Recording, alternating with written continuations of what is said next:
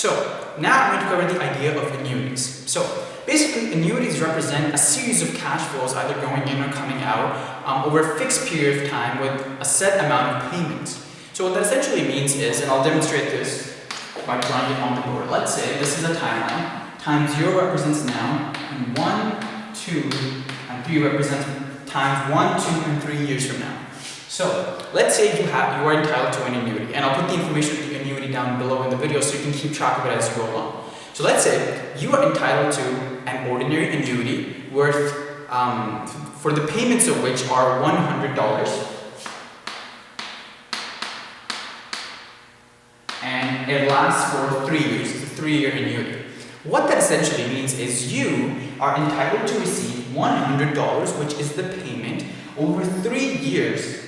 So you're going to get $100 at the end of the first year, $100 at the end of the second year, and $100 at the end of the third year. They're basically fixed cash flows. The payment is not going to change, and you're going to receive it over a fixed amount of time, and that is it.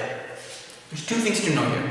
First of all, there's 2 different types of annuities. There's an annuity due, and there is an ordinary annuity.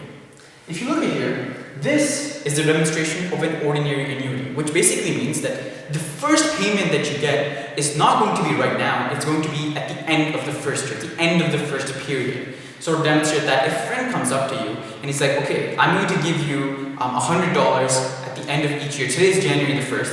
I'm going to give you $100 at the end of each year for 3 years.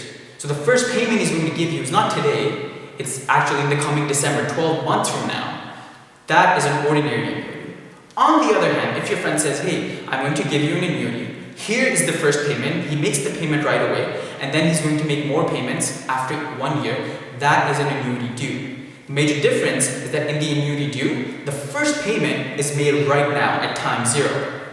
So, in this, we are basically representing an ordinary annuity.